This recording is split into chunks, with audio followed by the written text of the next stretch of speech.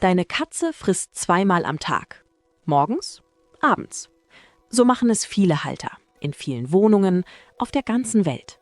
Es fühlt sich richtig an. Es wirkt normal. Es steht auf fast jeder Futterpackung. Aber genau hier liegt eine sehr unbequeme Wahrheit. Dieser Rhythmus wurde nicht für deine Katze entwickelt. Er wurde für dich entwickelt. Für deinen Arbeitsalltag, für deine Schlafzeiten, für deine Routine. Deine Katze hat sich daran angepasst, weil sie keine andere Wahl hatte. Aber biologisch ist ihr Körper nie für 2 große Mahlzeiten mit 10 bis 12 Stunden Pause dazwischen gemacht worden. In den nächsten Minuten zeige ich dir, was wirklich im Körper deiner Katze passiert, wenn der Fütterungsrhythmus nicht zu ihrer Natur passt und warum genau dieses unscheinbare Detail vieles erklären kann. Betteln, nächtliches Aufwecken, Gewichtsprobleme und sogar dauerhaften Stress. Aber zuerst musst du etwas verstehen, das viele Halter nie wirklich mitdenken. Wildkatzen fressen nicht 2-mal am Tag, auch nicht 3-mal. In ihrer natürlichen Umgebung sind Katzen kleine, häufige Jäger. Eine wildlebende oder verwilderte Katze frisst typischerweise 8 bis 12 kleine Mahlzeiten pro Tag, jede ungefähr in der Größe einer Maus. Ihr Magen ist klein, ihre Verdauung ist schnell, ihr Hungerzyklus ist kurz. Das ist kein nettes Detail. Das ist die eigentliche Bauanleitung dafür, wie der Körper deiner Katze Nahrung erwartet. Und genau hier wird es spannend. Wenn deine Katze nur 2-mal täglich frisst, sind die Pausen zwischen den Mahlzeiten lang. In dieser Zeit produziert der Magen weiterhin Magensäure und Verdauungssäfte, in der Erwartung, dass irgendwann Nahrung kommt. Wenn keine Nahrung kommt, hat dieser Reizstoff im Magen nichts zu tun. Genau das ist einer der Hauptgründe, warum manche Katzen morgens gelben Schaum erbrechen. Das ist nicht zufällig. Es ist nicht immer eine Krankheit. Oft ist es einfach Biologie, die sagt, dieser Magen war zu lange leer. Und genau diese Verbindung übersehen viele Halter. Aber es gibt noch eine weitere Folge, die den Alltag stark prägt. Betteln. Wenn deine Katze ständig miaut, dir in die Küche folgt, vor dem Napf sitzt, an Schränken kratzt oder dich vor Sonnenaufgang weckt, kann der Fütterungsrhythmus die eigentliche Ursache sein. Eine Katze, die 10 bis 12 Stunden nichts bekommt, hat irgendwann echten körperlichen Hunger, nicht nur Lust auf Futter. Der Blutzucker sinkt, der Magen zieht sich zusammen, Hungerhormone steigen. Bis zur nächsten Mahlzeit ist sie dann nicht einfach hungrig, sie ist getrieben. Und getriebene Katzen entwickeln sehr laute Gewohnheiten. Viele Halter denken dann, sie ist gierig, sie ist auf Futter fixiert, sie ist anstrengend. Aber meistens ist die Katze einfach zu lange, zu oft hungrig. Und auch das ist erst der Anfang. Lange Pausen führen oft auch zu Überfressen. Eine Katze, die nach langer Fastenzeit eine große Portion bekommt, neigt dazu, zu hastig zu fressen, nach dem Fressen zu erbrechen, mehr Energie als Fett zu speichern und überraschend schnell wieder Hunger zu haben. Das ist einer der unterschätztesten Gründe, warum Wohnungskatzen so häufig zu schwer werden.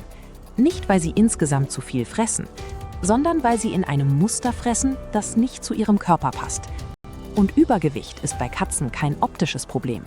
Es erhöht das Risiko für Gelenkschmerzen, Diabetes, Lebererkrankungen und chronische Entzündungen. Der Fütterungsrhythmus ist also kein Detail, er ist ein Grundpfeiler der Gesundheit. Aber genau hier kommt der Punkt, den die meisten übersehen. Der Fütterungsrhythmus beeinflusst auch Stress. Katzen sind Routinetiere. Vorhersehbarkeit beruhigt sie. Unvorhersehbarkeit verunsichert sie. Eine Katze, die nie weiß, wann die nächste Mahlzeit kommt, lebt in dauerhafter, leiser Erwartung.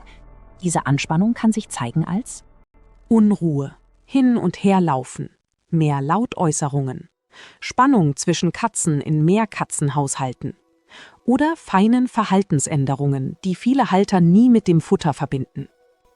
Deshalb ist der Fütterungsrhythmus fast genauso wichtig wie die Futtermenge. Vielleicht fragst du dich jetzt, was ist denn dann der richtige Rhythmus? Es gibt keine perfekte Zahl, aber biologisch sinnvoll wirken Rhythmen, die bestimmte Eigenschaften teilen. Erstens, mehr kleine Mahlzeiten. 3 bis 5 kleinere Portionen am Tag liegen näher an der Biologie deiner Katze als 2 große. Schon eine zusätzliche kleine Mahlzeit kann Betteln und gelbes Erbrechen deutlich reduzieren. Zweitens, konstante Zeiten. Die innere Uhr deiner Katze ist erstaunlich präzise. Wenn du täglich ungefähr zur selben Zeit fütterst, wirkt sie ruhiger. 3. Vermeide riesige Pausen über Nacht. Wenn deine Katze dich um 4 Uhr morgens weckt, ist die Pause zwischen Abendessen und Frühstück oft schlicht zu lang. Eine kleine späte Mahlzeit, ein Gute-Nacht-Snack, kann das Problem oft fast über Nacht lösen. 4. Trenne Fütterung und Bitten. Füttere nicht jedes Mal, wenn deine Katze maunzt. Sonst lernt sie, dass Maunzen Futter erzeugt. Füttere nach Plan, nicht nach Forderung. Das schützt deinen Schlaf und ihre emotionale Stabilität gleichzeitig. 5.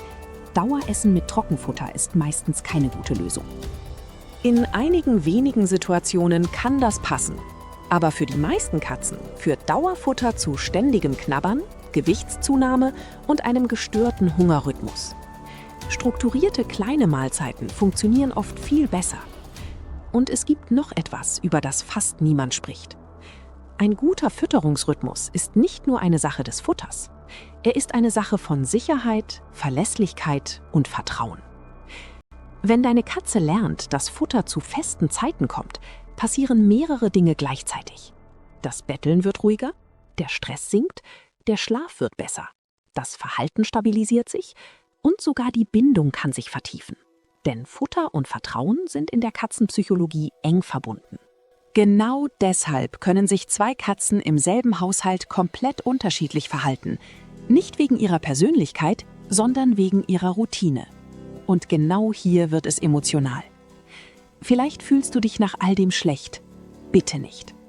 Der klassische 2-mal-am-Tag-Plan ist kein Versagen. Er ist einfach eine veraltete Standardlösung. Sobald du es anders weißt, kannst du es schnell ändern. Und schon kleine Anpassungen reichen oft. Eine zusätzliche kleine Mahlzeit am Mittag. Das Abendessen eine Stunde später. Eine kleine Portion vor dem Schlafengehen. Oder ein zeitgesteuerter Futterautomat für den frühen Morgen. Jede dieser Veränderungen kann den Tag deiner Katze stark verändern. Aber die tiefere Wahrheit ist die hier. Deine Katze bettelt nicht aus Gier. Deine Katze weckt dich nicht aus Bosheit. Deine Katze erbricht nicht, weil mit ihr etwas nicht stimmt. In vielen Fällen versucht deine Katze einfach einen Rhythmus zu überleben, dem ihre Biologie nie zugestimmt hat. Sobald du diesen Rhythmus anpasst, verschwindet das Verhalten oft fast von allein. Wenn du nur eine Sache aus diesem Video mitnimmst, dann diese. Wie oft du fütterst, kann wichtiger sein als die Marke im Napf. Ein gutes Futter im falschen Rhythmus kann trotzdem Probleme machen. Ein einfaches Futter im richtigen Rhythmus kann deine Katze über Jahre ruhig und gesund halten. Schreib mir gern in die Kommentare, wie oft fütterst du deine Katze? Und bettelt sie viel oder weckt dich nachts? Ich lese jeden einzelnen Kommentar. Und wenn du verstehen willst, was wirklich passiert, wenn du das Futter deiner Katze zu schnell wechselst, dann schau dir als nächstes dieses Video an.